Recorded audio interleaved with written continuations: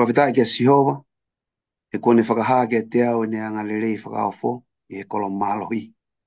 Mō ofa kia Sihova, aki mō tōru koe ne kakai ma oni oni ko toa pē, he oku tauhi e Sihova a ka wanga tonu, ke mō loto toa, e tene whakamalohi ho mō loto, aki mō tōru ko toa pē, oku amanak le rei kia Sihova, mia sā me tau taha ia. Patulo watu, tapu kia awhio e Manuela ko o tua i o tau loto loto ngā, a tapu ki he tangatai ki whaiwhekau Samuela lea me waka. E mo kina utolu ko pani ko tau kau whaino hinu whakalau maari e. Tapi hau eiki, ma maha mata apure, a tapi he tunga whare ko toa be o ko mamata mai he o pe, ka hea tā mō ko a whenga maari e ko ni, ka o atua e tari tari lei, mo fia fia, ke tek mō tō ko toa be o tau kau whata, e mauanga kresi a kore soni a isasi a fitu. Fia fia fo ke tari tari lei a ngota mea o ikini, ya ko e whaiwhikau, e pehe foki e te koe e le tā, malo mua e teu teu, e mo e whilau lau taimi, o ngoi maa whana, mau pē, e mahino koe a ngai ni o tu utu u, o whetau lak pē o mata, whai ki ngā ue, tau mātuku o mata, be mo e kakai ke, o ko ta ngā ue, koe kakai u tau mata mo ia, koe kakai ke, koe ke he ngā ue ia, pa koe ke he pure ngā ue ia, o ta tau pē. Malo mua e, ke o mai whenga maari e pe mei langi, pa tau kau ai he lau, uke ke puri o kwhere pe kakai, e no hanga whakahoko e ngā wen, a malo mua mo e a whea he eiki, a e api e kau tai i loa, pe tau kau ai, i he ako e ni wholofola. Eke, a mori mori anki mautolu, a ngā hirea, pe ko hawhakawhotunga e tā tāu, pe tō ki tua, e kai hoa, pe mō wakai, e ki mua ke tau hoko atu, kore mua ki he ere tā, sione whinau, ke ne hanga tatakia e tau pakpaki, a ke alo. Tau lotu, lotua mafi, ko mau tamai i whahewani a Fiona. Ko e tamai ko mau lotu ia kia te koe, tāpua kina ngā ue ngā. Ai re soni ko whai hono teu, whamana wa, e tuku ke hoko ki mau tolu. Ko e mea ngā ue beha a Fiona. Tā ki mua beha e tamai, wa ke malu, e mau ngahi rea. Ke whakahoko ia whakatatau mo whina ngalo. Kore kotoa ngai malo hini a kalaispeho alo. Mau whama ui. Amen.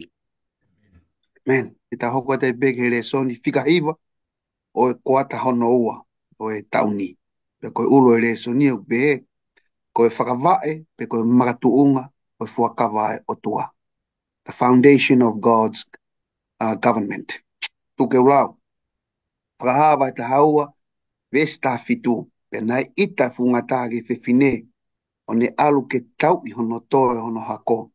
Aki na utolo kufaya ngai whekau ai o tua, pe mau mo whakamooni o sisu kalaisi. Pena ita fungatagi fefine o ne alu ke tau hono toe hono hako aki na utolo kufaya ngai whekau ai o tua pe mau mo whakamooni o sisu kalaisi. Pe mi hono ako e wholofola na e whaia hono whakatoko ngai o mahu inga o e whono pe ko e whekau ki he potop tapu i he whariwhikitaki he langi. Ko taha pe eni hono whakaha sino e whepakilahi pe ko e taula. O ku tau tokanga ki ai he kuata ko eni. Ko e whenga e te volo ke whakangaloku loko. A e tau tauhi. A e kāno kato o e whono. A e whekau e hongo furu. Kai ke, ko e mahawinga no e whono. O ku mau hono no whoanga i loto i he wharewhihikaki. Pe i kai ha whahinga wheitu upe he wharewhihikaki. Ka o ku mau ia i loto he potop tapu. I loto he puha e fuakawa, ko e whakamahino ia ai makehe mo ene mawahe ai whono. Eke, ko wikeni o tau sio ki he ki hono fi whakataha wharewhikitaki, whono ai o tua, sāpade, pe mo e whakailonga o e manwhekai. Peka ke te hoko ati ki hano wahe wahe, tuku ati ke te moua, ke mo toke hanga o paki mai, ai kongkonga lalahi o reso ni, i he ngahi aho koe ni te tau hoko atu ki ai. Aho ulua ki, pe wharewhihikitaki, pe moe whekau, pe moe whono. Ele tāpa mo more, ka ke tā noa mai ange ke puha o e fuakawa. Malo, pito. Eu Pia be ngai vesi o mai e fa te fito pe mia e fa kau kau e hui ko ni. E toi ko Exodus i va he wani ma ba me vesi ono taha no. O kia e rea ko ni pe te ke ai ki he loto puha ai tohi e fua kawa ai a te o atu kia te koe. Sai tau hiki pe mia i ki he vahe tolu taha ba me vesi ono tolu walu. Ko e hiri eni hono anga e Mosese o mau mau i goe uruaki maka o ange he o tua. Pea toi tu uni ke Mosese ke toi ngahi pe makata tau. Pea toi o mai ke te ia. Pako he vese no taha walu e wahe tolu tahau pe. Pea hiri ne folo kia Mosese i he mo unga ko sainai. Na ne atu kia te ia e maka e ua e fuakawa. Ko e aungo maka ko tohi ake lohi nima ai o tua. O tui family ke pau te tau whakaupau loto ki he vesi ko ni. Ka ia mea ko ala e o tua ke ngauhi pe ke whau. Ko tui ko mea ko au maui. Tau tala noa ke whakatopu na e wholofola pe o tua pe a hoko e ngahi mea na e wholofola ki ai. Ka e tālunga pa mono whau e tangata na e ala ke ano taukupu. Pe a ho ki ai pa mo i manawa e moui. Tako ki tau au ia ho ta mahu inga. Ta hiri o ki tau he whakatupu e o tua. Ko ngana e ala mai hono tau kupu o whai hono whao ki tau. O tui koe whekau e hongo fulu tala mai na e tohi aki hono lohi inima. Pa o tui ai makehe mamahe ai whono e o tua. Pa koe tūtoni koe na aunga Moses te ke hanga whao ia ki loto i he puha e fuakawa. Sai ko fe ia e puha e fuakawa. Tala mai koe puha e fuakawa na e tuku ia i he whare whekitaki. Pe koe whare tapu. Tala mai rewa i he tohi koe a whakahawa he taha pa mo i vese no taha iwa. Taimina e whakahawa i he whare tapu e o tua i he langi. Pe na e haa mai i hono whare tapua e puha o e fuakawa. Pe ana ia e ngahi uhila, pe mo ngahi reo, pe mo ngahi mana mo e mofuike, mo e uha makala. Tamai taimina e mamatai a apostolo o sionegi, whakawa e whare tapu koine o tua i he langi, ko e mea na e haa pe me ai, ko e puha o ene fuakawa. Aia koe whakaukau ke tau sio ki ai, ka pau ki hono mahu inga e puha e fuakawa, oku au kei ke ngata be whare whehe taki koe ni mamani, kana haa mai pena asi i whare whehe taki koe i elangi. E tohi koe ia a great controversy based whangau tol whako loto peke ulau mai ki konga tohi koe ni, pa me tau tohi reso ni ok behea no wharea. I loto i he topu tapu o ngahi topu tapu, i he whare tapu i he langi, oku tauhi whakatopu tapu ia ia e whono whaka o tua. Ko e whono na e wholofola aki tonu aki he o tua lolotonga e ngahi mana i sai nei. Pena e tohi aki a hono lohi i nima i he ongo maka lafa lafa. Ko e whono ko ia e o tua i he whare whehiki taki i he wani. Ko e tatau mo nia e ngahi tūtu oni na e tongi i he ongo makani. Pe hiki tohi e Mosese i he ngahi tohi e nima o e fuakawa motua. Na e hao haoa mo falala ang. Ko ki nau tolu na e au sia hono mahino i o mahu inga e whakaukau koe ni. Na e tataki ke nau sio ki hono toku tapu mo e ulunganga ta e ririu o e whono whakaotua. Taimina e ako ai e he kau muaki e he muaki ka inga tuia e toka te rino e tohi tapu. Whekau aki pa mo e whare whekitaki. Pe toki uhinga maari e ke te ki nau tolu. Ka pau koe whono ai o tuana e whakaata mai lotolangi i he puha o e fuakawa i he whare tapu whakalangi pea oku pau pēna i kai whakatai au ngai ai whono i he kolosi.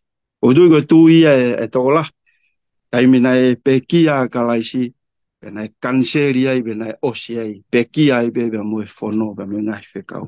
O tui hange koe lawe ai resoni ka pau koe puha e fuakawa o kui loto ai e whono na e asi bia mehe, pe na e whakaho ata mai bia mehe, mehe whare tapu whakalangi, pia tā, na i kai ke whakata o ngā i ai whono, i he pekia a kalaisi he kolosi. Mahalo koe ki tāre et beia ki e whehui, mahalo. Malo pito e ta, mahino pito e tari, pe whakapaton pe ki he whihui, pe aku mahino. Kei te hatana ki ki ai, ako, whaiwhikau, tā no mea nge ke aho e whakalerei. he mesia o tua pe mo ma oni ona o tua pa ke tawa taina pe fe kau e ke lue holo he ngai fi hui malo. Maro ben, ku ke whakare ai whiu i pa ko te whakatonga i fo e. Ai whakau kau ko e ni. Mm. Tā kau koe whare whekita kia o si ai pe mesia o tua mo ne mane o ni. Whare whekita ki nei langa e mo se se, whakai maa mani. Ko tau tōru e ni, o kwhai e whakarele i, ka ku o si maa upe o tua ia no tō ngā e ne mesi mo ne mane o ni. Ka kia koe tala teo koe me ngai tūtū ne aho whakarele i ki Isileri, o ku hiki e toi kona le tiko vai ua tōru. Vesi ua fitu ke tongu furu mātaha. Pea ku wanga pehen lewa anga koe whakahoko hoko e. Ai ngai tu uni o aho whalele. Koe aho ngo fulu o fitu mahina ko toa pe. Koe aho whalele ia, pea koe aho, pe koe bui koe aho whakamau ki Isileri. Koe aho ia o whakataha maa oni oni ki he toko taha ko toa pe. Koe aho e koe ke whai aha ngā ue. Pea koe aho ke whakamamahi i o nau lau maari e. He ko ia koe e kai whakamamahi ia e tu usia me hono kakai. Pea ko ia e ngā ue i he aho koe ni, e tamate ia me hono kakai. Pea tūtū ina si hoa te mou whai eni, me he tau tangata, ki he tau tangata. I o mō ngahi nofo anga ko toa pe. Sai tau, mo mea e tala noa, e hu, tō taha e taura e ki, ke potu topu tapu, tō o taha e ta. Ke whai e whakarelei anga hala. Pa tene luluku ai ai toto i he funga puha fuaka wā, pe koe awhio anga koe alo ofa. Ke rak whakamaa ai anga hala koe i loto whare whekitaki, e whare tapu. Koe awhio koe ai koe a sihova, o ku whakae ai he malama koe ai nau hono sikaina, i olunga he nofo anga e alo ofa. Whakapapau i maia ai awhio a sihova, i he whare tapu.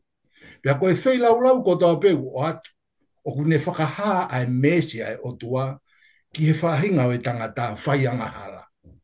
Koe mea eni ke tau mana tu i ho e ki whanong. Koe o wau koe a whakalelei, o kune whakaha mai e kei mana tu i pe anga hala ia ai tangata, kai oua ke toki hoko sia mai e whakamau. Neki i lawa sione ke whakataipe. O whare whektak whakamamani, mo whare whektak whakarangi. Tau sio ka he pelu hongo furu ve stolu mo fa ka i he ngai fei lau ko ia o ku ai whakamanatu ke anga hala i he tau ko toa pe. He oku i kai mawhai ke ave ai anga hala e he toto o e whangapulu mo e whangakosi. Tā koe tau whai koe whakatau e whakamaa mo whakarerei koe ni ke whakamahino o kai ke lawa e toto ia o e whangamunu manuhu whakatapu ke whakamaa e tau anga hala. Kai oua rewa ke toki au ke aho e whakamau. Pea au ne o mai rewa e whakakaukau ko ia, ko e whakamaa mooni o anga hala, ko pau ke tau tari e ki tau tolu e pekia ko asisu kalaisi, mohono taa i he tui. Rakpita vai uraki ve stawa lume tahiwa. Ko uhi o mou ilo na ikai ke huhui agi mou tolu me ho mou tui tae aonga, i he tala tupu ambi ho mou ngai tamai. Ake ngai mea e auha, ko e siriva, mo e koura. Ka i he taa maa onga o kalaisi, ha nge halami tae hano ila pe tae hano mere. Pea i he ni whamiri, i he aho e whakarerei, aho o whaia e kātonga e whakarerei, i hono whare tapu, i hono awhio anga. Nake lave pen ki he lalanga koe a sāpate re soni wikeni, sāpate ko e whono, ia moe whakamau pe koe mese ai otua, Koe a koe whakalelei. Whai hono whare tapu i hono awhio anga. Koe whelawai ai mesi moe whakamau to tonu ai otua. Tau ilo ia e aho koe pe moe o wau koe no whai ai whakalelei. Mau ki koe o peo ko whelawai atu ai e pen malo. Whaka ma whanalahi au pita o tangata. Yeah. Ko au pe taimi ke a koe wholofola te ongoi. Te maa whana. E fūlere tau tofanga ai. E ofa e ki. Ka hoko atu. Lesson hoko a harmoni te. Ko e tae mawea. ai whekau ai otua. The immutability of God's law. Tala no mai ge fono asi hova e ta pa mo ne mahu inga ki Kristiane. Malo bit, malo e whakau, malo ta e whehu. Ia be ngahi vesi o mai ke whakate fito pe mia i tari e hui koe ni. Ia koudu e lava behe ngahi vesi koe ni ke ne hanga o tari e ngahi ai whehu i koe ni kua o mai. Whehu i foki koe pono ba mo ene mahu inga ke Kristiane. Pea kapau de u tari no e whehu i koe ni o ku mahu inga au bito e fono ki he mo ui e Kristiane. Koe fono ge de au hange hasio ata. U te sio ki ai, ka kune whakaton tonu mai mea au whehalaki. Ne tala mai mea ke tuku, tala mai mea ke ai, tala mai mea ke whakalerei, tala mai mea au sai. Ego ke te au koe fono, o hange hasio ata he kune tala mai te sio ki ai bane o mai mea totonu koe o whemau ke whakaton tonu. Koe, toi goia sa me wa he te au tahataha ves fitu bea moe walu, koe ngahi ngā ue a hono ni mā koe mo oni, mo whakamau o mo oni a ene ngahi whekau ko toa ve. O ku tuu mau ia o lau i kuonga pēr tae ngata, pēr kua whai ia he mo oni pēr mo i angatona. Koe tautolu koe ni kau aho whetu pēr koe tautolu koe ni he lotu whaporostani, o ku tau pou i au pito a he topu tapu a he whono koe o toa. Pautu i ku, angai koe nei lau, o ku lawe peke ai tau toi reso ni, ai pou ki ai be mo e tau kawe i mālohi he toko taha koe ni ko Sione Wesley, be ko John Wesley, ai whakau kau koe ni o kune pehe, koe ngahi i o wau be koe whono tuu ni, ai nai whakahoko i Mosese ki he whanau a Isileli, na e kātou ia e ngahi whekau tuu ni, ai nai whakatatau ki he ngahi wheilau motua, mo e o wau e whare tapu. Hono mo ni ia nai hā ere mai ho tau eiki, ke whaka auha, whakangata, pia mo tāmate i whaka auhuri. Whatoka ngā iangi koe uhinga ni ke whono tuu ni be koe ngahi whekau na hanga i Mosese o oange ke whanau a Isileli. Kai ke kau ai ai moro loa be koe lao whaka, koe molare whono o e molare. Be koe whaka ulunganga i he whekau e hongo fulu. Ai nei whakapapau i he kau palofita ke whakahoko. Na i kai ke ne to o ia. Na i kai ke whau ia. Na i kai koe whau ia e ne whoki mai ke whakatae au ngai. Ha konga e taha. Koe whono e nia o kui kai ke ala mau. O ku tuu mau ia pia whakamo oni whai totonu. Ai koe tohi eni. E toko taha koni ko Sione Wesley e ne pou. E ne tau kawei. Na i kai ke hoko maa kalaisi o pekia. Ke whakatae au ngai ia e whono koe. Ne toko maa tiu vai ni maa ve stawhitu ke tā walu. O kia ia rea koe ni. O ua nā mou mahalo kou hau ke whakatae au ngai ia e whono. Pe koe kaupalo fita. Na i kai teu hau ke whakatae au ngai. Ka ke whakamooni. Pe kou tala mooni ka teki moutolu. E to mua more e langi mo e whonua. Kai kai more haki hi konga si i me he whono. Ka ke whakamooni kotoa be. O tui he whakaukau e a māteu i ka kia te au. Ko hoko maa kalaisi ke ne hanga whakamooni ki he whono. O tui ko ne mahu inga koe ka te ki taua Kristiane. Ke ta hoko ki taua koe whakamooni ki he whono. Ke ta lava he ta toonga mo ui o whakamooni ki ho ta kau ngā whanonga. O ku ta mo ui o whakatatau ma mo e whekau ai otoa. Pa o tui ko ne mahu inga ia ka te ki tau tolu Kristiane. Ko tui ko e lotu. Ko e lotu ko e konga mahu inga ia he mo ui a Kristiane. He ko e whetu utaki anga ia o i tangata pia mo e otua. Talamai a rea whakatata he tohi ai poto koe ni ko Solomone wa he ua walu pia mo e vesi hono hiwa. Ko ia ia whakatafoki hono te ringa ke oua nā ne whanongo ki he whono e hoko e ne lotu a nā koe mea whaari eria. Aia, ko e lotu, ko te tala noa ki he otua, kai ke ngatai o ku tala noa mai otua ka kita. Ka pau koe ke te fie whanongo ki he whekau ai otua pe poko e ne whono, tala mai e hoko e ta lotu koe whaari eria. He anga whee ke ta ta e fie whakahoko e ne ngahi whekau pe mo e ne whono, ka ta hori be taua ke whahe o tua e mea ku ta loto ke. E ko tui mahino au pito pe a ngahi wholofola ko eni oku omi ke poupou ke tari e whehu i ko eni mahu inga ke ta whakahoko whai ke ene whono, i kai ke ngata pe ke he whai ke ai, ka oua to e si aki hakong. Tala mai rewa ia uloa kisione vai ni maa vestolu, he ko e nia e ofa ki he otua, ko e tau whai ke ene ngai whekau. Amen. Au tui ko, tau tolu tau tala peu tau ofa ke tau mātua, tau tohi he Facebook au, tau tā he telefoni, tala atu e ofa me. Ko tala mai, ko e ofa mo oni, ko e tala ngofua ke whekau. Ta tau tofu pepe mo e ofa ki he otua.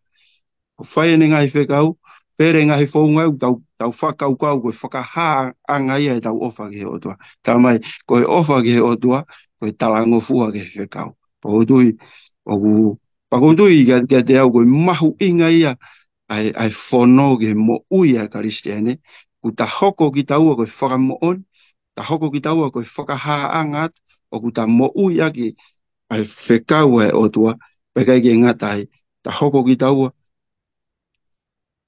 ko ta whakahaa atu e ta ofa ki he otua, a ke ta talango fua ke nengai whekau. Maa koe ki tari no e peke, pe hui po whai, mahalo. Mā pito ere tā, vahe mahino au pito ki he konga ko ia ere soni, ko le peke iki, hoka tono malu, e tau pakpaki. Whewhekau, whamolmore, ke tā no mengi ki whono a Sihova, pe mohono ulunganga.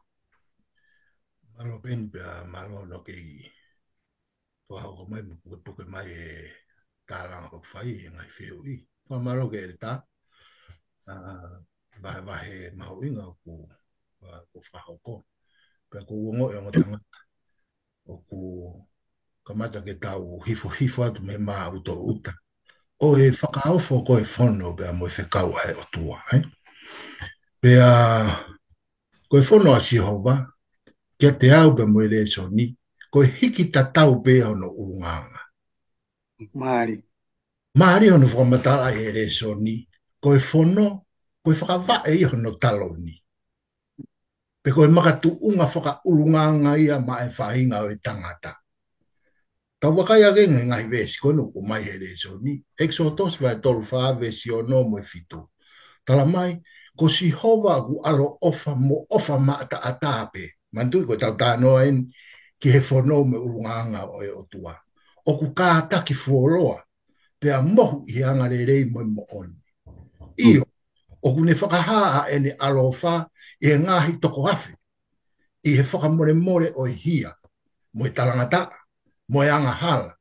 Pea I kai te ne whakatonu hiai ai hala ia. Whaong whalelei ke kong whaose vesko ni, te whoki mai kia I he whakaosinga.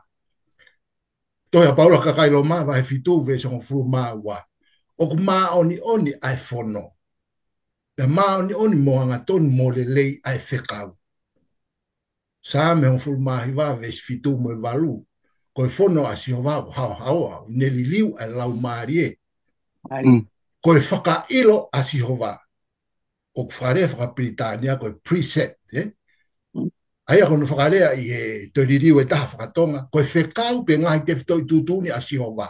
Tara mai o tu ma. O ne whakapoto ai vare. Maari e lahi. Ko ngahi tūtuni a Sihova o ku totonu. O ku nau whakawhiewhia ai loto. Ko e whekau a Sihova o ku maoni oni. O ku ne whakamama ki he mata. Sa me walong furu mahi wawe stafa.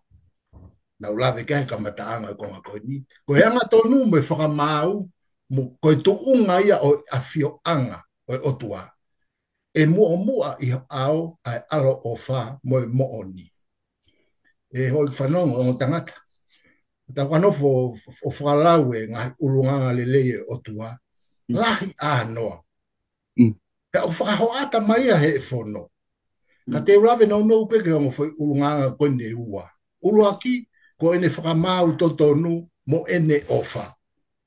Ko whakamatala koe tohi Exodus ki ngai urunganga koe o tua, pea whakaosi ake foi kongarea koe ni, pea e ikai tene whakatonu hiai ai hala ia. Koe o tua o whai manawa of. Ke hanga hala koe kua whakatō mala. Ka he i kai malawa ke ne hanga whakawai vai, ai whakawai koho no pure anga, ha ane ta e hiki ki o lunga, ene mao ni o nimo ene whakamau totonu. Ko ene whakamau totonu, koe fukonga mahu inga iho no ulunga anga. Pea ko pau ke nā panga maarie, ai whakamau totonu mo ene mesi. He ka ikai, e ikai o tua e o tua ia. O tālanga i foki koe whakamau totonu, koe ola totonu pe ia e ofa e o tua. O ia e rea o pehe. A God of mercy is a God unjust. Ko ha o tua whai mesi, koe o tua tae anga tonu.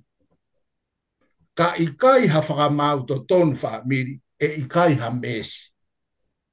Mai ka vai fitu vesi taha walu tala mai, o ku fie e o tua i he whai mesi. Te tala mai he wholofola ia, o ku fie e o tua i he ome whakamau ke whahinga o e tangata. Tala noa i saia vai ua walu vesi wa taha, pea ne ui e ia ai hou hau mo e whakamau a siova, koe ngau e fo ou, pe koe ngau e whakaofo. O te tau roto hoha a pehe, ke tau whakaukau ke he whakamau ai o tua, pe mo ene whakamau to tonu pe hange u tau wiri fia mo te teki ai. Tala noa palo fita ko Isaia, o kui he o tua ia a ene whakamau, koe ngau e fo ou, pe koha ngau e u whakaofu. Isaia ni menima vesi fitu, Loma vahe ni ma vesi wanoa, koe ofa angarerea e o tua, o kulahi a noa pe atuva. Mese a Sihova, ko ia ia unehanga o lomi hifo a ele whakamau totonu. Ka hea mea uhoko, whanau i mai e ka taki fuoloa. Loma vahe ua vesi wha. Pea oku ke loto manuki ki he lahi faufaua o ene angarerei, mo e wha kātaki, mo e kātaki ofa. O i kai te ke ilo, ko e angarelea o tua, ko e mea tataki ia, kia te koe, ki e whakatomala. O ua te tau nea wa inga ake angarerea e o tua. Amen. Ko e waha taimi ko ko, u tau whanongai mo neanga ofa mo neanga rerei, whakakau kau to e loto ange, ko e ne mesi o kui loto ai. Whie ma uia, ke tau ririu, pea tau whakatomala ai. Ko e ofa whakalangi, o ne whakapapau i mai e ia e ulunganga whakaotua. Ulunganga whakaotua, ke ene whana. Ko e whakamatala rewa koe ulunganga o tua, ko noanga mesi. Ko e whai manawa ofa koe o tua. O ku tō mu a maupeia. Tō mu a maupeia i he whakamau totonu. Tau whakawhetai. Tau lotu mo tau i ka o tua o pehe. Lere mu a maupe mesi. He ne whakamau totonu. I ka ingata pe koe o tua anga ofa. Ka koe o tua ko ofa ia. Praksione vahe whaia vesi taha no. Koe ulunganga ofa, koe uho ia, koe natula mo one o tua. E tai ko ne tau tea i e whainga e tangata. Koe ui koe nau whaianga hala. O ne whaia i he ofa. Ke ha, ke maua e tau lelei. O kai koe whaia i ano tuputa maki. Whaava e tolu vesi taha iwa. Ko ki nau tolu o ku ofa e o tua, o ku valoki i mo tau tea. Ko ia ke whai whainga mo whakatomara. Tau whawheta e ngahi pou mo ngahi yako naki mau inga koe ni. He peru vai taha ua vesi nima, ko ngā whaka osi mo vesi ono. Hoku whoha, o ua nake tai tonga e tau tea me eiki. Pe vai i he ne valoki i koe. He ko ia o ofa kia e eiki o ku ne tau tea. Pe o ku ne te ia a he whoha kotoa pe o ku ne mau.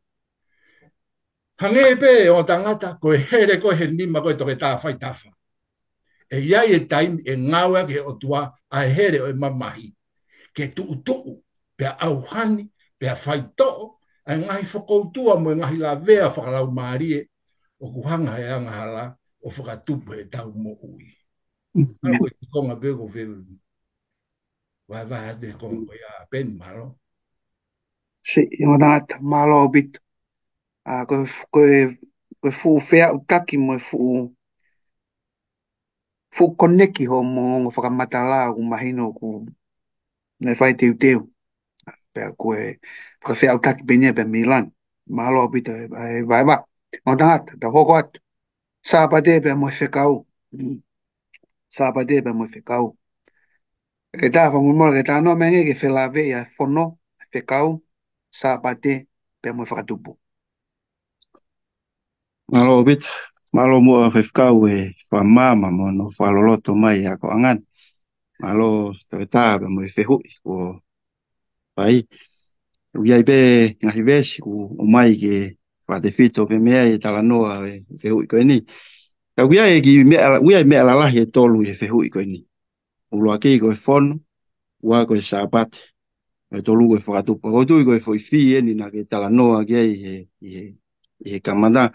Ki he whela la ve i a ngahi mea ni. Ko tuina o tala noa ki he whono. I he raki aho. Ko e whono une whai hono whakafuo e mo ui e karistiane. Ko e whono une whai hono whakafuo e tau ngahi mo ui. Hoko kei ko e sāpate. E tohi koe a sene siwa he ua vesulaki ki he tolu. Ane pehe i hono ngāhui o osia e langi mo e whonua. Mono nau ko toa pe. Pahi ono fitu e aho ku whaka osi he o tua e ne ngāue, ai e nā ne whaipa ne tutuku, i ono fitu e aho. Ka mihe ne ngāue, ko toa ai nā ne whai. Ka nā e tāpua ki he o tua ono fitu e aho, mo ne whaka tāpū ia, ko hui ko ia nā ne tutuku ai mihe ne ngāue ko toa be, nā e whakatupu mo ngāhui e he o tua. Ia e mea lala he tolu i he vesi ko e ni. Ulua ki nai mālolo, nai tāpua ki. Pea kono tolu nai whakatāpui. Ego ngahi mea lalahi ia e tolu i he aho sāpate nai kei ke toi mau ia. I ha aho kehe he ngahi aho koe ni. He aho e whakatupu. Ka wau merewa ki he ke whakatupu. Tā mai he tohi ko ia. A whakahāwa he ono, a whāwesi ono ki he whitu. Oku iaia e kupu irea koe ni. He kua hoko sia e wheitu ula au ne whakamau, pea hūgia te ia nā ne ngauhi a langi mo mamani, pea moe tahi, pea moe ngahi vai, o e ngahi vai, matawai o e ngahi vai. Sai koe whehui oku o mai he houa koe ni, he whelawe ia e ngahi mea e tolu koe. Tala mai koe sāpate, koe aho ia ke tau manatua ai he whahinga e tangata, ai toko taha koe nani whai hono ngauhi ki tau to. Koe hange pe koe nau lawe ke ai, koe aho pēni e taha nai whakatāpui, tā uiai hono tāpua ki pa koe mālolo, pēr nai mālolo. Nē keke hela ia e o tua he ne whatupu tāpu pēr moia. Ka nai awhio i he o tua, e iai e taimi te tā ongo sia i he whanonga whakauike, ke iai ha taimi ke ta mālolo. Ka koe taimi koku, oku ta mālolo ai he sāpate, o iai koe ngata pe koe aho ku ta whiri ke ta mālolo ai ka ta mahi no i koe aho ia ne hanga he o tua whakamawahe i pa ne hanga o tāpua ki i pa mo whakatāpui. O tui e taimi koe te ta mālolo ai he sāpate, oku ta whakamālo i ai, ai toko tahana ne hanga ngahi tau. E tau lotu i he aho sāpate, oku tau whakaawai ho tau loto. Ke mau ai ngahi tāpua ki ma ke o hanga he o tua o whakamawahe i he fwoi aho koe. Aia koe whenga, koe whelawe ia koe ai whono une hanga whakafuo e tau mo ui, sāpate une hanga, koe sāpate koe aho ia te hanga ai o. Hanga he whono whakafuo e te mo ui, pa te haurewa he sāpate u te hanga whakahage ai honga ia koe ia. E whakafoki ai langi, whakafoki ai ngei a kotoa pe, e whakateunga ke toko taha, nā ne whai o tau whakatupu. Tala mai e tohi koe a whakahawa, he wha, vesi hono taha, oku tāu mo koe e eiki, ke mau ai whakaapapa, ongo lerei, mafi, he kua ke whakatupu ai ngahi mea kotoa pe. Aia koe ngahi whela lawe ia. Hanga he whono whakafuo mo ui e karistiane, hanga he whono o mai ka te au e loto honga ia, e au koe ke au sāpate ko honga ia, he ngāu e nei whai he o tua maagu, e mai ha aho ke mālolo ai, whai ai hoku whakafo whai ai hono whakaiwi au, ko ia koe aho ko wike fo au ke toi hoko.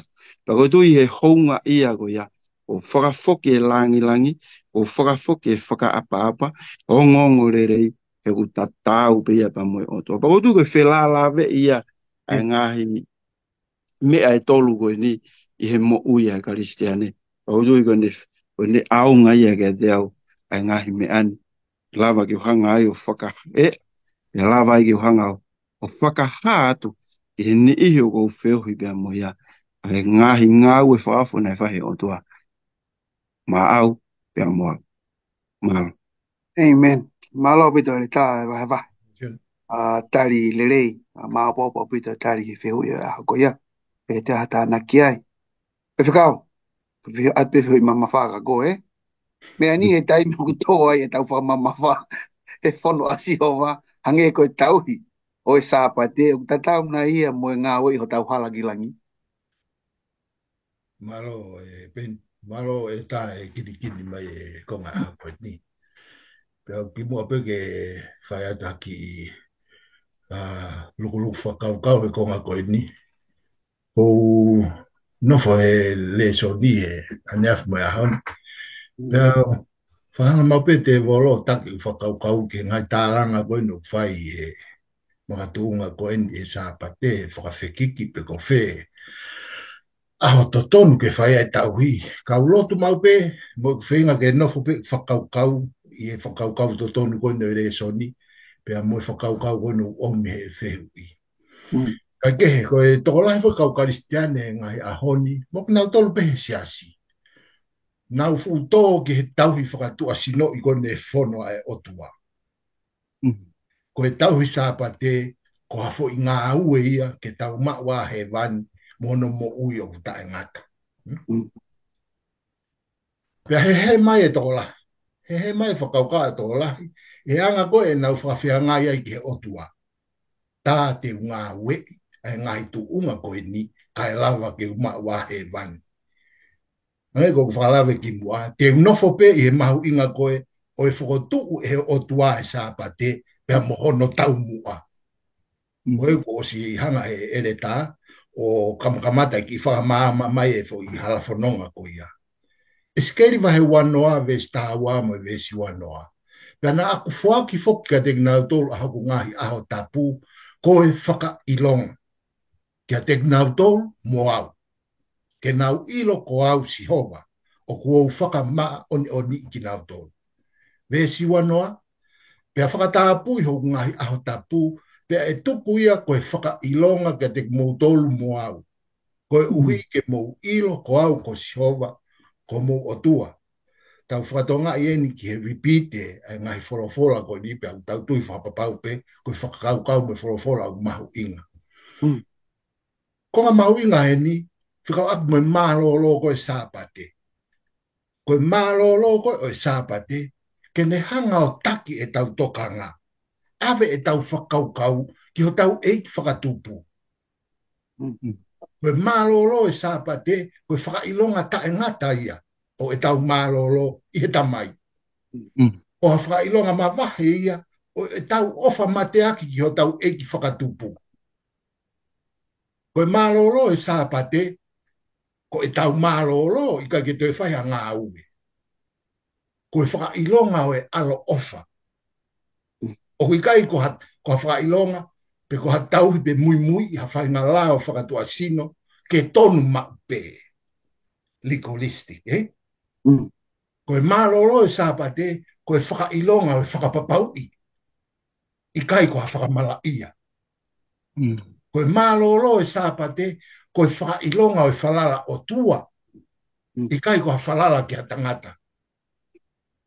Ko e mālolo mo one e sāpate, ko e mālolo i he tō kupu ofa, o ia na ne hanga whakatupu ki tau tolu.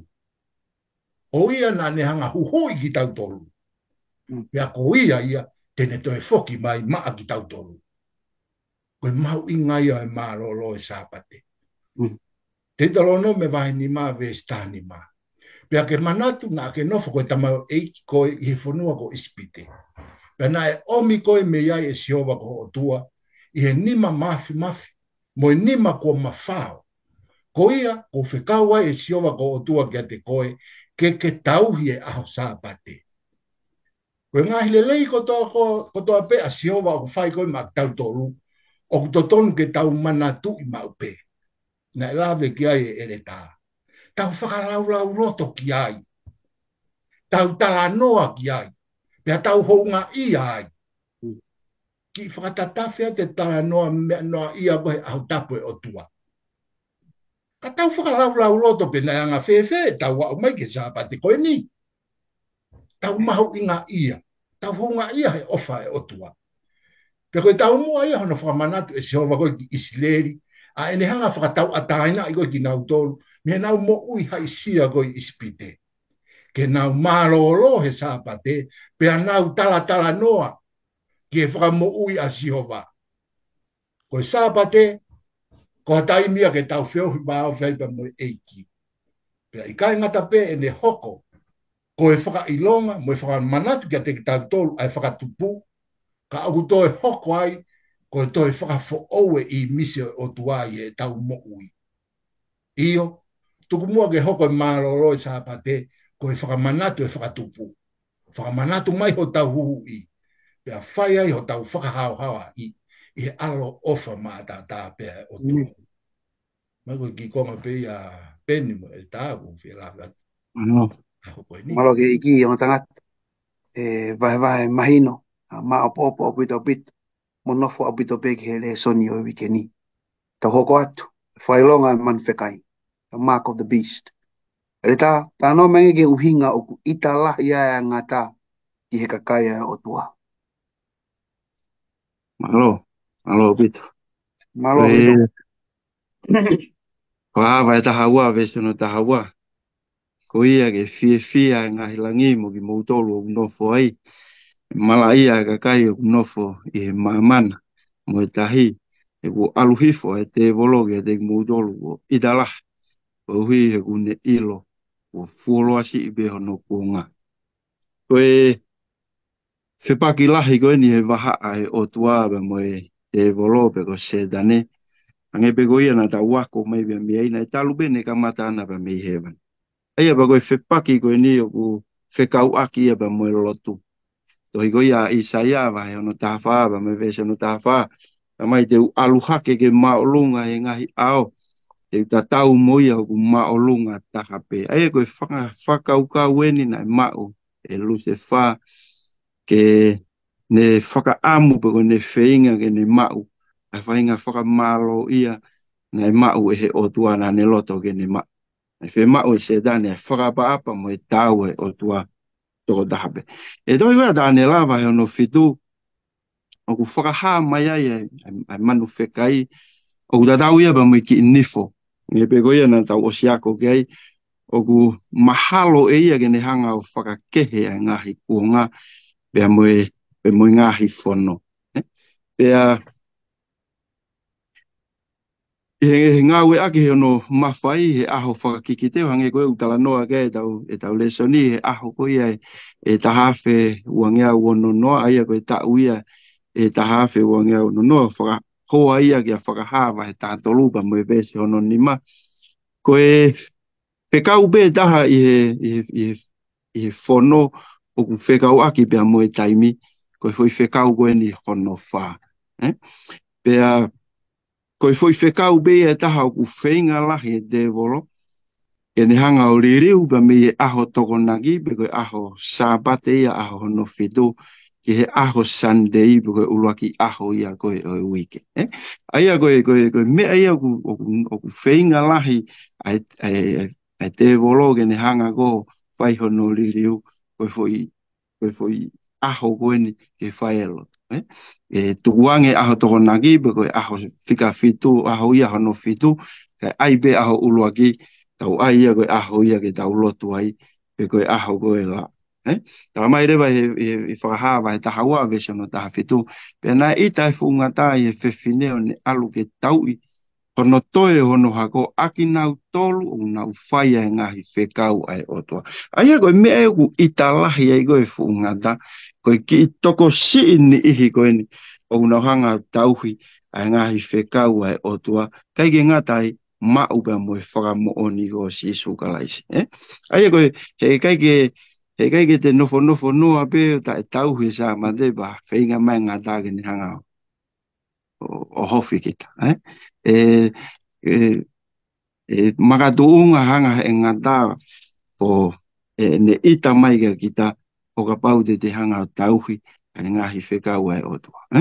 E tohi ko ia whakahawa he taha tolu pa mai vesa no fitu pa mai na e tuku kia te ia ke ne tau ia ka kai maa o ni pa ke ne ikuna ki nau tolu. Pena e tuku kia te ia e pure ki ngahi whahinga me ngahi rea me ngahi pure anga ko toa pe. Ko tui koe whamaa opo ki he tari o pe hui koe ni o whai he haua koe ni. Kai ke taha mea i talahi e whungata. Kau ki nau tolu nau whai e whekau pe mo ngai wha mo oni o Jesu Christ. Nau tolu nau tauhi. E tau te whito ka te ki nau tolu nau tauhi. E sābate aho no whito e otua. O tui koe ngahi mea ia. O ku i tai e whungata. I ngahi kuonga whao. Se une ilo toi si i peho no kuonga. Toi si i peho no taimi. O tui koe pore pia ka te koe ka moau a whamiri. Ngahi aho peheni hange koe whamatala kua whai he whai whekau. O tui koe sābate. Koe koha aho ke tau. Koe aho ia koe ana e whamawahe i he otua. O tui wiaha no ngahi tāpuaki. Wiaha no ngahi rerei. Au mahu inga ke tau whai ki ai neongo. O ku whehu ia pe neongo ku kamata ke tau whakakikihi ai he kuongani ko whe aho totonu, whe taimi totonu ke tau hi ai. O tui, ka pau te tau nofo taha begi he wholofola pe taha tene o mai e mama, wholofola pe taha tene hanga whakatau atahe na iki tau tolu. O tui ke wholofola pe taha tene o mai e tari ki he tau ngahi palopare mau tau whekuki moia. Malo ki tari pe ke whehui. Malo bito ele ta ai tali paton ai pehu ia hako ia ta hoko atu na dai fai fikau e ta no menge ke fai longa man fekai Ben malo ele ta kini mai e konga koe ni pe a koutu pe konga koe ni malo te ta ferere aki e fela vai ngai whamatara. Ia pe konga o te lawe atu kia e konga whihu i koe ni ki e whamatala nei whahe e reta. E ke lotu pe motui e toi hoko peke toi mahino nei ka winga e whaunga e aho. Koe ka winga whoko e ni mo e whihu mahu inga ini ke karistiane. Pea mahu inga ke toko taha kotoa pe o tangata pe ke hoi whanongo. Tau wakai ke ngai wike koe koe hiri ai pe whamatala kia e re tae konga koe ne mahu inga ia he malat meri ke ngai re soni o ko tau si tua ki ai e ka mahu inga ia koe si o whalala anga koe wholofola mo e whakamo ni koe ngai ki kite na e palofesai pe a hiki he kau palo fita kau pe te riaki mo e kau tangata tohe wholofola pe a toe hoko pe ia o whakamo ni e ngai ki kite i he kuonga mo e taimi totonu. Pea kia te au o tangata ofo i whakaukau i he ne whakaawho pehe koe anga e whakotuutua o tua mo e whanonga koe ki he anga whanonga ha tangata. Tai ke, te kini whakakaukau atu pe he koulawe i e mo tangata. E toki whai hono whakalolo to he tawa koe ke re son tahataha. Ai konga koe ni. Ka i he re son ni, o ku omia ngai kupu i wholofola lahi au pito. Pea koe hui koe tau taimi, koe ngai vespeni i te lawe atu ki ai. Kai kātaki mūtoru koe no ku mea mai, toki kumi ha taimi, lau e ngai wahe koe ni ngai wholofola koe ni, i ha taimi whanga maari e apina. Whakaha wahe taha toru, vesi wha, walu, taha ua, mo vesi taha nima. Whakaha wahe taha wha, vesi fitu, ono mo fitu, hiwa ki he tata. Whakahawa e taha nima vesi wha. Whakahawa e taha ono vesi ua. Whakahawa e taha iwa vesi wanoa. Whakahawa e wanoa vesi wha. Whakahawa e ua vesi hiwa. Pea motani e la wahe fitu ufoki. E whenga peke ki whakatau kei, ki tau tau nou, ki he whehu i mo ka venga koe whakailonga aki koe ai. Ni koe whakailonga e manu whekai. Tau whanonga foki e ngai whakauhinga la.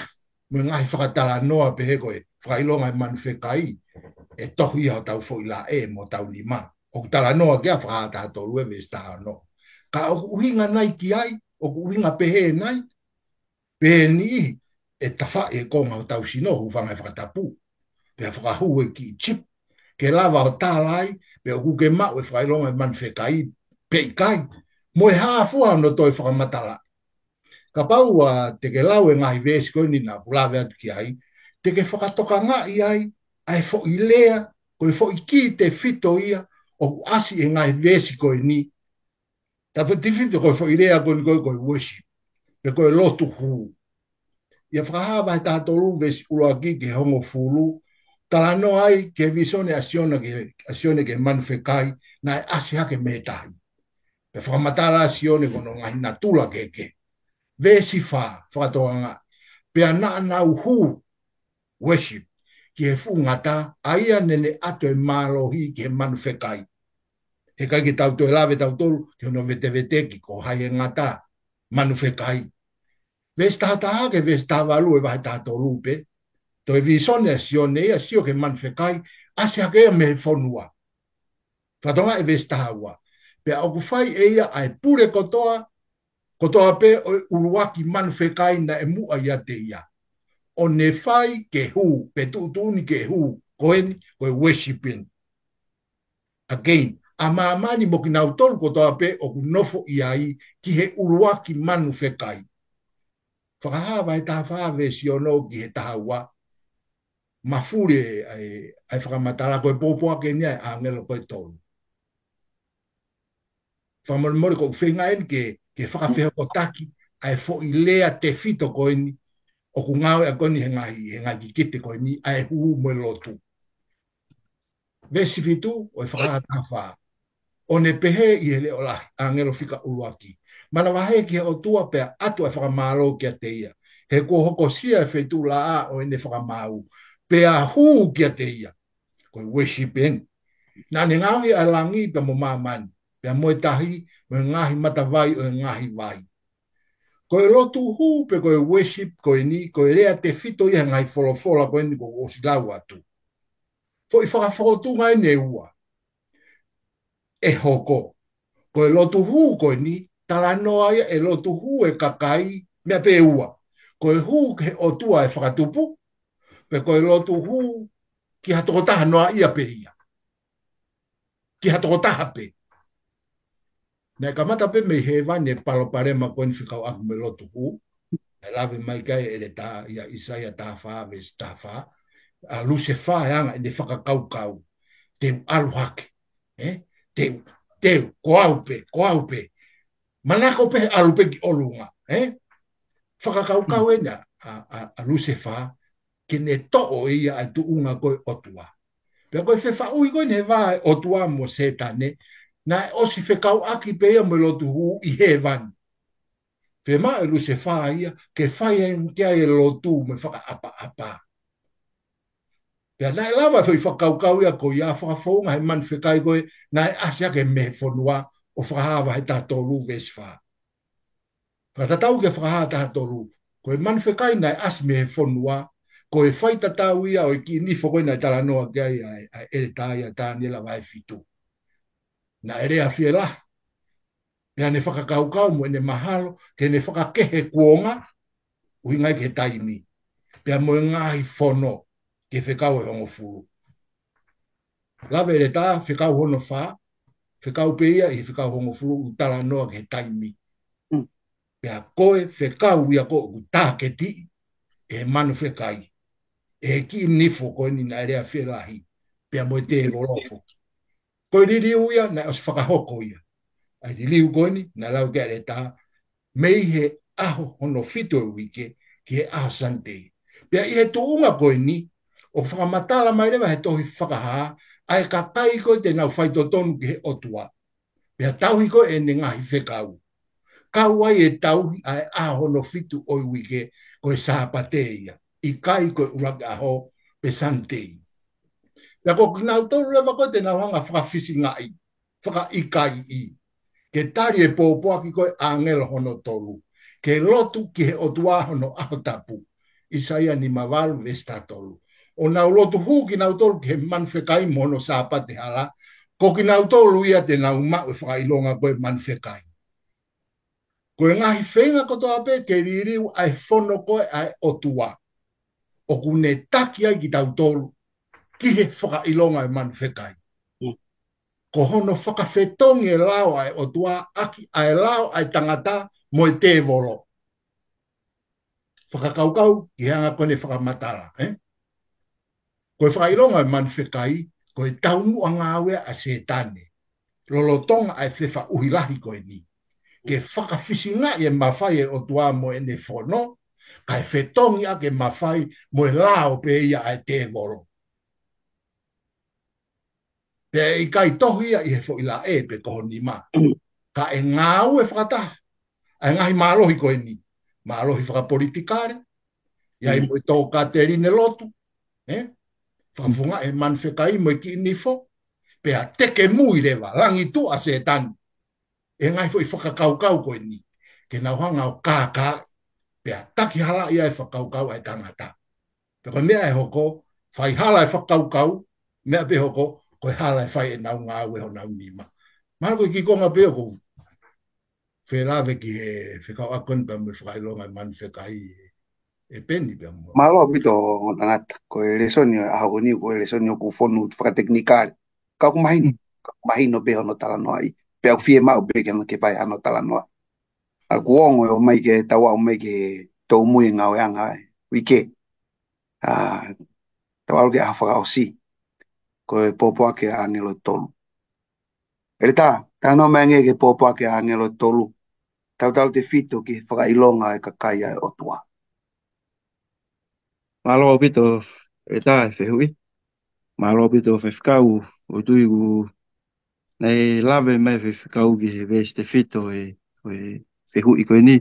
O tui hanga o mai e makatu unga ke ukamata atu ai e pa mui whakaosi o tari ki he aho koe ni.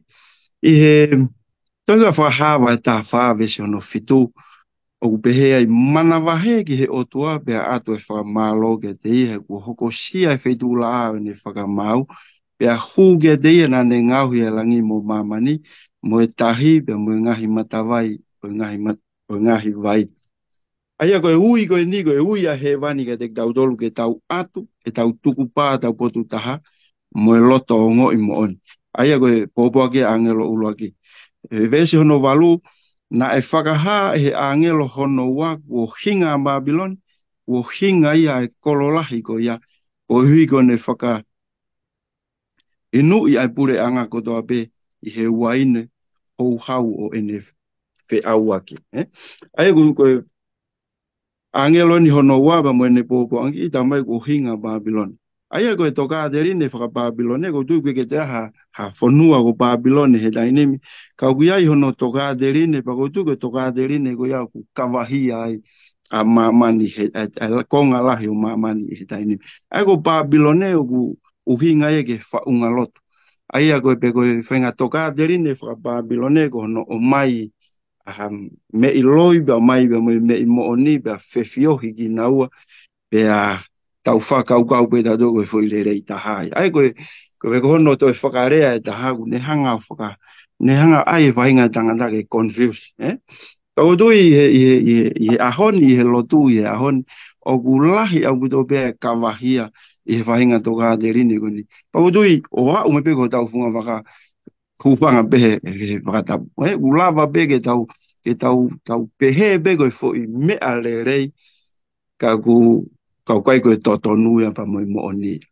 Ai koe whainga toka derine whaka Babylone ia, ko no whirio i e mooni pa moi loi, pa tau whakau pe tato koe whaile rei taha, koe whi mea totonu bea, na e totonu pe koe whakahoko. Ai koe whainga toka derine whaka Babylone. Ai koe pōpua ke angelo uluaki utalamai ke tau, koe uia he wani ka te ki tau tolu, ke tau tuku pā, ke he tau potu taha ma moi loto o ngoi mooni. E otua a ke loto uongo i moni. O wake angelo hono wa talamai ke tau mawahe pa mehe. Whainga toka te rine koe ni, he wiai hono nunu a pa mo hono ko. Mari. Ai pa wiai fo i whiri e ua he. Ai koe pa koe uhinga ia ku whakatokanga mai ke te i tau tolu a whahawa he ta whawe siwa ke ta taha.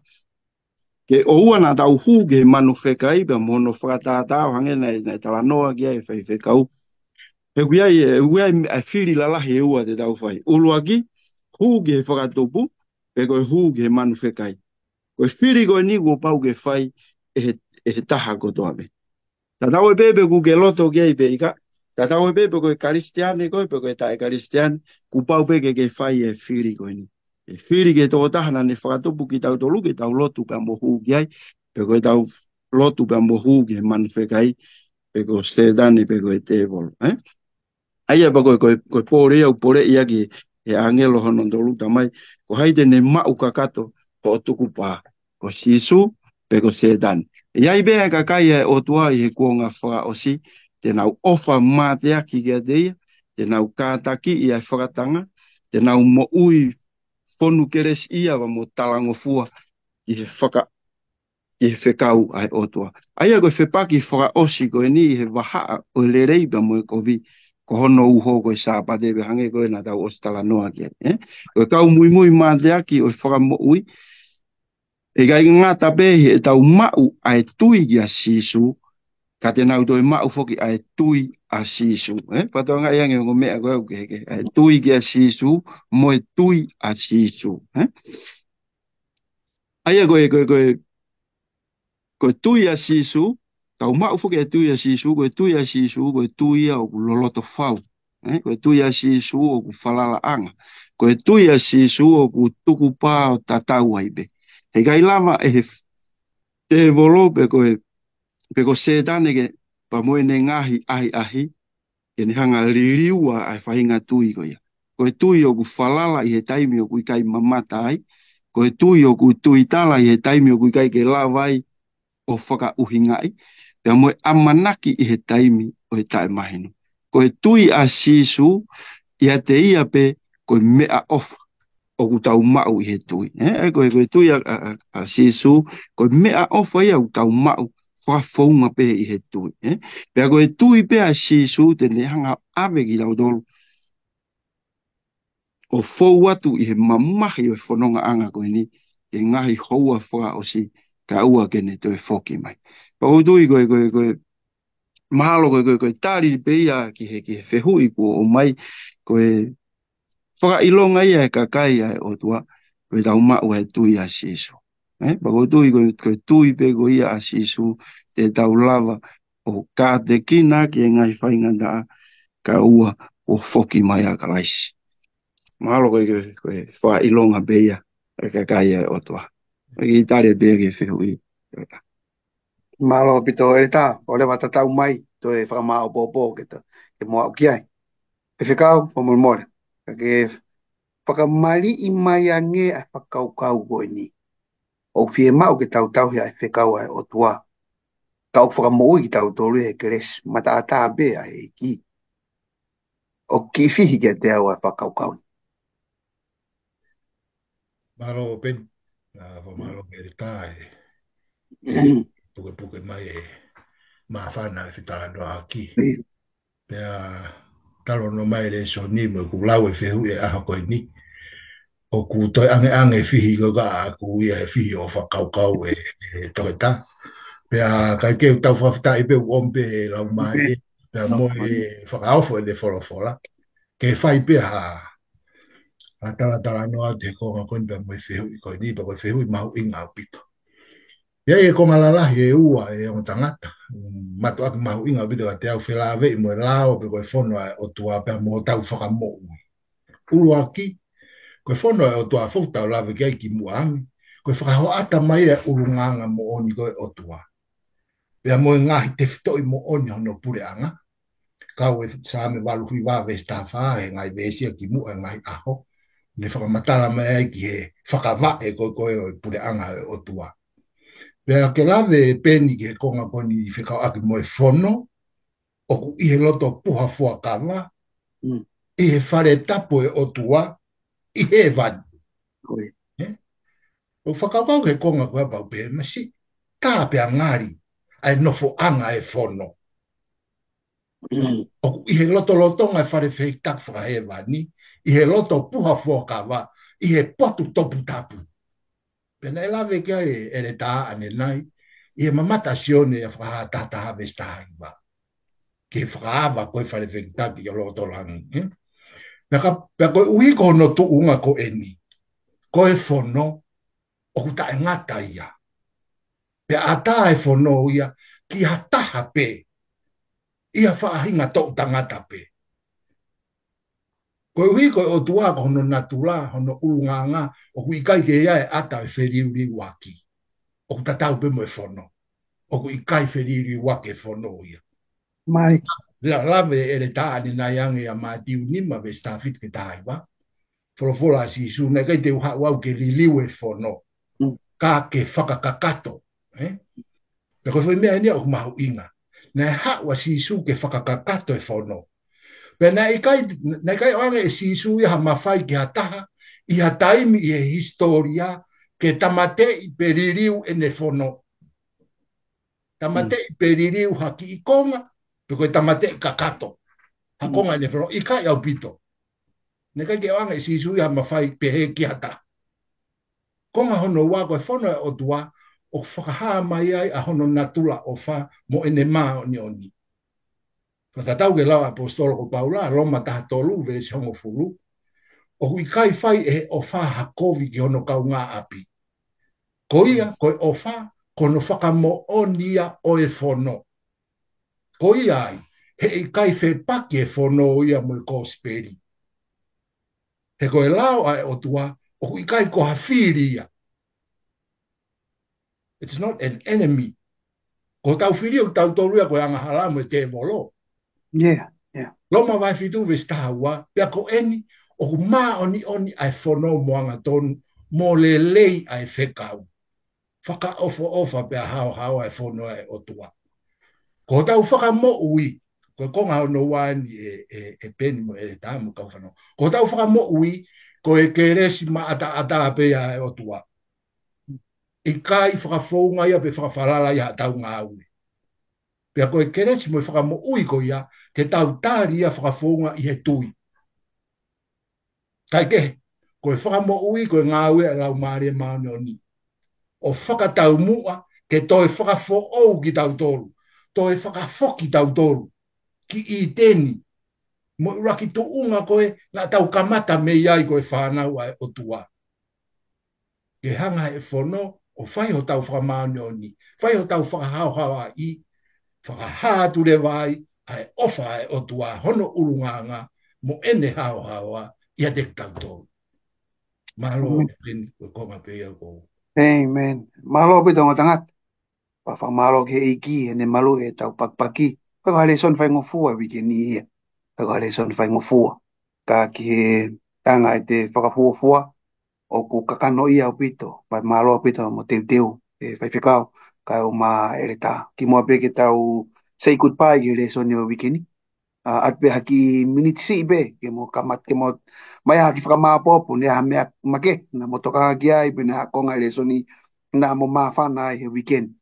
Ke mo tala no mai ki ai ki mo pe kore pe ke fai pekau ke ne fai ma ta ulo tuku kamata mai pele ta pa os mai fai pekau Malo veto ki mo pe ke fai ha fa ma popo ki re so ne weekend ko fa malo pe ki he o tua e tataki ko fai me he ula ki aho ta wa mai ke fa o singa e nga uanga e o ko ni fa malo at foki fai pekau ki he whakaloloto pa mo whakamama ko fai he folofola o tui ko wako au pito i mea la. E o tui ko hange pe ko whakatala noa e toke tā o ku whai ngata au pito e resoni ke mahi no. O tui ko motokoni e houa ko ni ku hoko ia ko iako ia ke te au. E ai beha mea ko ki whakama opo opo a ki a resoni o wikeni. O ia e whakakaukau lalahi fitu ko to mai. O tui ko me e ko loto ke fa ma po ke a ko lesoni ko fai fa kau fika ulo aki ko te fito e po ke angelo e tolu ko ko speria e oto fika ua ko speri ba mo po ke angelo e tolu ko po ke ke taha ko do abe tolu tau tui ki ai tau taria tau mui he otoa pa mo ene fekau figa fa ta wako ene folofola tau ilo ia te mui i folofola e oto figa nima fili ke lotu ki he otua toko tahabe tari ene fekau e ke ngata i kau ai bia moe sabate figa ono i hoa usia ene ma oni whakafou i he tui bia moe talangofua ki ene fono a koe fika fitu mau pia tari e tui asisu wau tui koe ngahi a whakaukau lalahi bei e fitu ko mai e fini whama bopo ake re soni wau tui whakatau ange i a hoko aunga i he wiki e koen e behe i au ke sabade i whai hono vahe i whai anga lotu oku ke kau ke ai malo apito Malo pita kita. Malo e ta. E kau whatawe mo e tā e whaftai ki o tua e tawa o mai ke tō mui e. O e talatala noa e whiawhini. Whamaro pe ke whaftai ke lau maari e ne o mai e ngā i whamama e tau whiwahe aki. Ke mamangi a pēha ki kongasi e tau whakaukau. Tau utu i pēo ua atu ki he o ik whanau. I e whiawhini. Kai ke.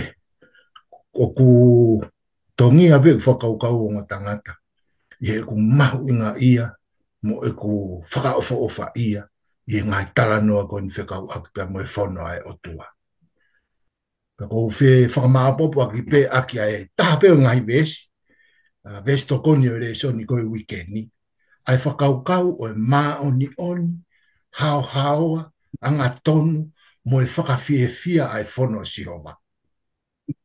Sā me te au taha iwa, vesi te au fitua. E pāku mo tu au whakarea o pehe. E rea aki hoku e lo ho o wholofola.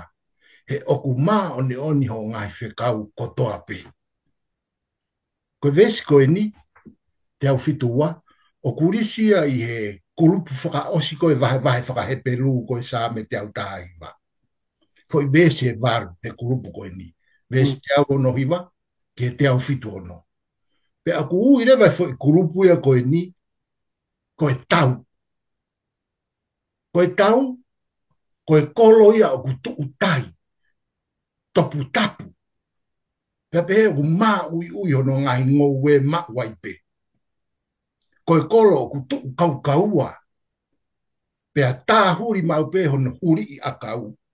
Pea mei heni he taimini o au pia ke pā angangaru. Koe lao pe koe fono a sihova e ikai mate ia ho ik whanau. E o tangata. He ikai mate fono ia sihova. E tō pe hono ngahi huri ke whakamatala le lei mo e mao ni oni o sihova me he tō tangata ke he tō tangata. Koe ano uhingu he koe huria o e aka kua tahi itoa. Koe huri o mao ni oni. Pea koe sikaiona ia o e otua. Koe kautalango fua koe ke he ne fono e ui nau tōria koe whanau ai otua. Koe fono o kui loto ia i he whewha uhi ko eni. O ku lotonga hoko i he wāo ele lei mo kovi. I he wāo se e tane pia mo e otua. Na e mo moi e sisu e ne mo ui ke mate. He koe to tongia o e anga hala whakatatau ke he fono. Koe tā keti rewa e te volo ke tā mate ki nau tolu koe o nau tau he fono ai otua. Sai ko wherewa e tawhaki koe te tau whiri ki ai whamiri, ho ik whanongo he hoa koe ni.